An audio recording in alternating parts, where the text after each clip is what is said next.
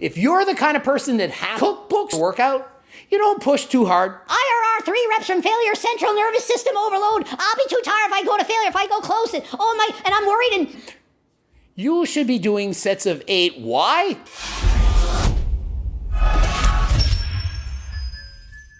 Coach Greg, in today's video, we're going over heavy versus light weights to build muscle in the gym. You may have seen videos like this in the past, but this one is different. It considers if you are natty or enhanced. It also considers how do you like to train. Are you an animal in the gym? Do you out-train everyone? You are the hardest worker in the room? Or are you a normal or typical lifter? You go in and push the weights, but you don't go crazy. And in taking these into consideration, I'll also be giving you the exact rep range, whether you're a beginner, intermediate, or advanced. In deciding what rep range you should be doing, you have to go and examine the science. The science says it doesn't matter. So much as the volume is quite similar and you're both going close to failure, there's no real difference in the amount of muscle you're going to build.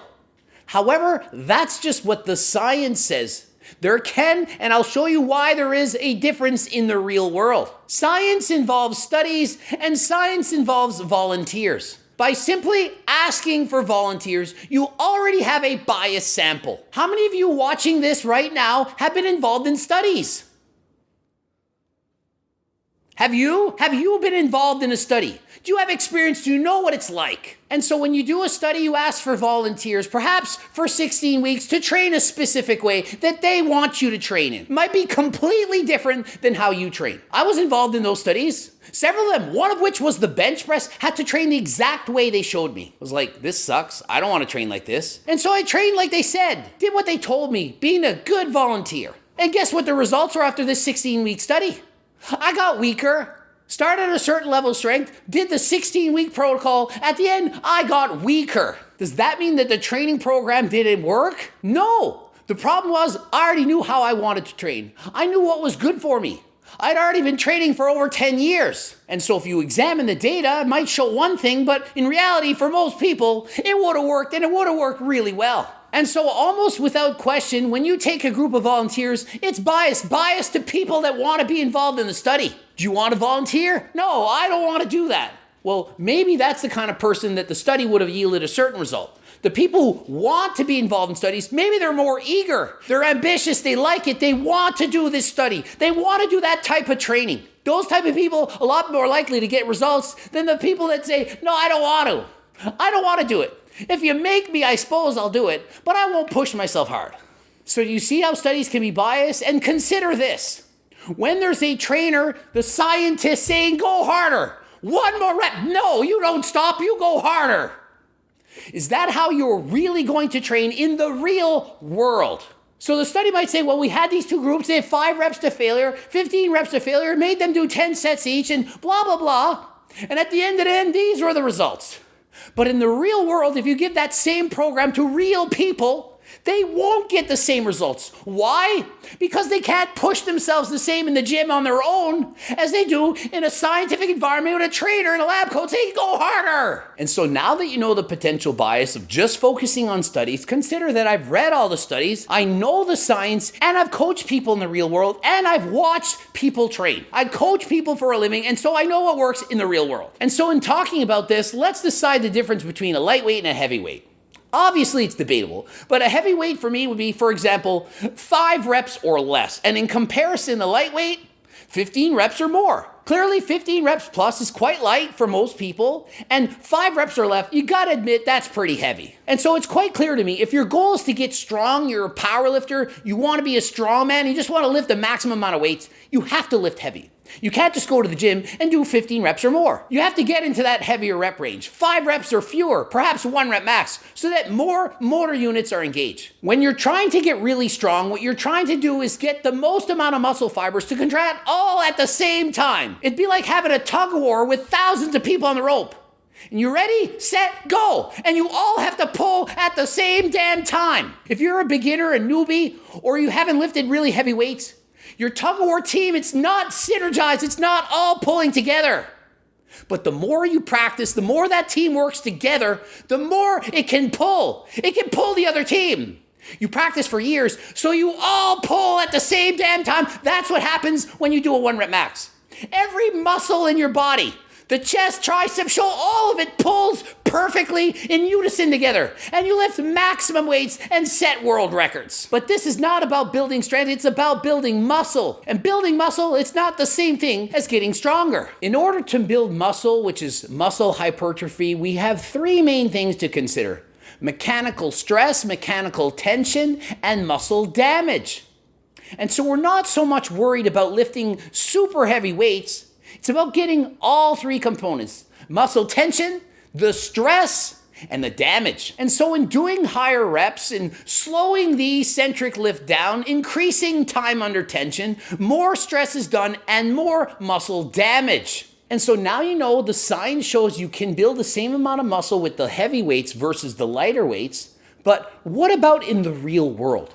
Well, in the real world, people get injured. The heavier you lift, the more you might be ego lifting, and the greater likelihood you are to get injured. Also, if you're on PDs and you get a lot stronger, perhaps your muscles are too strong for the tendons and you can much more easily get injured. And so if you're enhanced, I strongly suggest, if your goal is to build muscle without getting injured, you lift on the higher end of my suggested rep range. Gonna talk about it in a minute. And you know when I said that you can build the same amount of muscle with heavier weights as lighter weights, assuming you do the same amount of volume with the same amount of intensity training near failure? Well, in the real world, it's much harder to go near failure or to failure with lighter weights than it is with heavy weights. Don't believe me? Well, try doing a set of 15 to 20 reps to failure or close to it in comparison to doing a set of 3 to 5 reps to near failure on a squat or deadlift. It's a lot more taxing physically and mentally to get through the sets of 15 to 20 to failure than it does for 3 to 5 reps. And so clearly it makes sense that if you're a power lifter doing 5 sets of 5, that's going to be a lot easier to do than 3 sets of 15 if you're both training to failure. So just because one person is doing 5 sets and you're doing 3 sets doesn't mean that they're going to build more muscle. And in the run a week, for most people, you should be doing 10 to 20 sets total for each body part to maximize muscle hypertrophy. If you're doing lower rep sets with really heavy weights, you probably should be closer to 20. And in comparison, if you're doing very high sets with lots of volume to failure, closer to 10 makes more sense. And keep in mind, of course, that that would be for more of an advanced lifter. If you're a beginner, you don't need to train that hard. You should be going easier. And as you train more and more years, you progressive overload, you add more sets, you train harder than last time, eventually getting to that 10 to 20 set range. And so here it is, the best overall compromise. When you consider all factors, are you the hardest worker in the room? How do you like to train? Are you beginner, intermediate, advanced? Your goal is to build muscle without getting injured and you're willing to train harder than last time? Well, here it is. Beginners, newbies, you're just joining the gym. Do sets of 12 to 15. You don't need to train hard. You need to learn proper exercise technique. Even if lifting heavier weights is better for you, which arguably it could be, it's not because you haven't learned proper technique. You need the weight to be light enough so that you can gain mind-muscle connection. You can learn how to do it effectively. You can go faster on the concentric and slower on the eccentric. If you're going down in the squat, don't drop fast. Take your time going down. You can go faster on the way up. Same with bicep curls or bench press. Lift the weight up and slowly drop the weight down. Take your time. Focus on time under tension. And what about if you're on PDs? Well, you're not on PDs because you're a beginner. You're a newbie. You wouldn't make a stupid decision to get on PDs when you just joined the gym. You're going to make newbie gains anyway. You should not be taking PDs of any kind when you first join the gym. And you shouldn't do it, beginner, intermediate, advanced. Don't break the law. Listen to your doctor. I'm not your doctor. Yada, yada, yada, yada, yada. Yada, yada, yada, yada, yada, yada, yada. You get what I'm saying. Don't use it. I'm not telling you to use it. If somebody's going to make a comment, He promotes it for intermediates, and he didn't say for the beginners. shut up. Intermediates, you've trained for a couple of years. You know what you're doing. Your technique is good. You can now go heavier if you want. You can go 8 to 15 reps. Why a bigger range? Why? Because now that you have proper exercise form, you can go a little bit heavier. You can do a set of 8 and not risk injury. You're not ego lifting. You're training properly. But why the bigger range? Why 8 to 15? Well, because of this. If you're on PDs at this point, you shouldn't be doing the sets of 8. Your body's going to clearly be stronger and you're going to be at greater risk of injury. Please stay closer to 15 reps. If you're natural, you can go closer to 8, but it still depends on this. How hard are you pushing yourself? You're the hardest worker in the room. When you look around the gym, you can tell you're training harder than almost everyone, if not everyone. You're the kind of person that should be doing closer to 15 reps. However, if you're the kind of person that half-asses your workout, you don't push too hard. IRR, 3 reps from failure, central nervous system overload. I'll be too tired if I go to failure, if I go close. And I'm worried. And you should be doing sets of 8. Why? Because it's harder to train hard with lighter reps for higher reps than it is to train hard with heavier weights for lower reps. Try it yourself. Do that set of squats, deadlifts for 15 reps versus 8. Which did you find harder to push yourself to failure on? Was it easier to do 8 reps hard and stop? Or do 15 reps hard and stop? It's like saying which is harder, the 100-meter dash or a marathon. 100-meter dash Olympics is over in 10 seconds. Marathon over 2 hours. Which one's harder? Clearly, the marathon is harder than the 100-meter dash. It's an exaggerated example to show you that when you train really heavy, 5 sets of 5, it's a lot easier than doing 5 sets of 15 to 20 drop sets, supersets, time under tension. It is hard. And so depending on how you like to train, how you do train in the real world, not in a study, that dictates how many reps you should be doing. The harder you can push yourself, the higher reps you should do. The less you can push yourself, less reps you should do. So much easier to train within 1 to 3 reps of failure when you're doing a set of 8 than we're doing a set of 20. And if you're advanced, you're a professional bodybuilder, you've been in the game for 10 plus years, you're at your genetic limit, perhaps you're on PDs. You're like Coach Greg. You know how to do the exercises and you train your freaking ass off. 15 to 20 plus reps. You don't want to risk injury doing sets of 8. If you do sets of 8 all the time, that is really heavy. When you're pushing yourself to failure, especially on PDs, with massive amounts of weights, look at Larry Wheels. Look at who he trains with. How many of them can get injured? They're lifting really heavy weights to failure. Seen a lot of injuries. But if you're doing higher rep sets, how often you see people getting injured doing 15 to 20 plus rep sets? Almost never. In comparison, how many injuries do we see with people ego lifting going for 1 rep maxes? And so if you're an advanced trainer, you're still natural, props to you, 10 plus years training natural. Not many people last that long and train natural. 15 reps, that's about where you want to be. But if you're on advanced cycles doing PDs, perhaps even more reps is more beneficial. And just watch the way most IFBB Pro bodybuilders train. The biggest, most knowledgeable trainers in the world. Watch them train. Do they look like they're ego lifting? They have amazing control when lifting the weights. They're not just trying to bang out 5 reps with 500 or 600 pounds. They have quality reps with amazing control, mind-muscle connection. Oftentimes when I see people training, the younger the person, the less muscle they have, the worse their form is, the heavier the weight is, they're swinging everything. The muscle they're trying to work, hardly doing everything. Everything else is doing the work.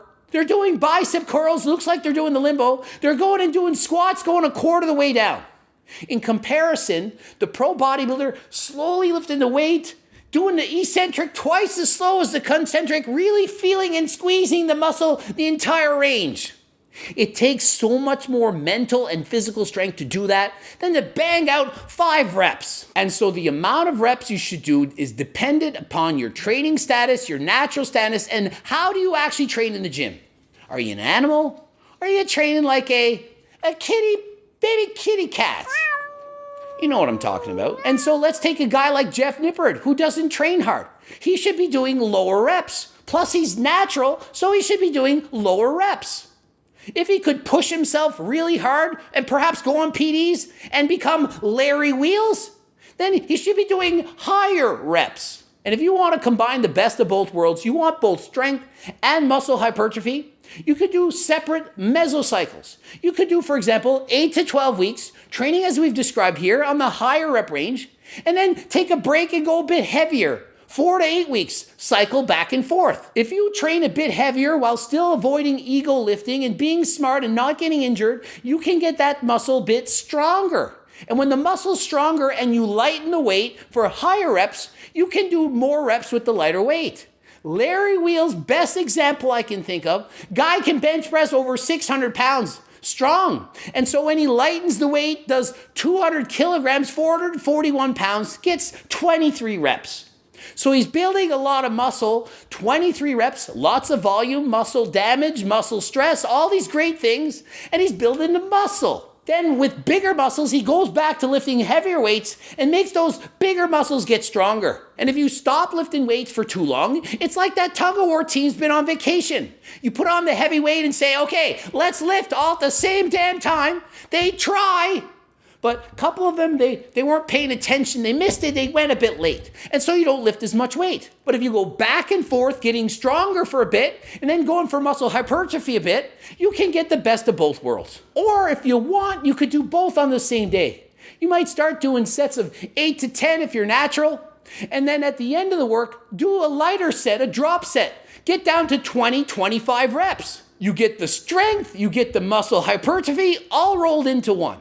The choice is yours, ending it here. GregDoucette.com for coaching, Greg Doucette IB Pro. Bloops are over there. The Circle Diet Book, Life's Work, How to Lose Weight, Keep It Off. Training books, cookbooks, coaching plans by me and my team. Subscribe and click the bell button. Please comment for that algo. And until next time, I am out.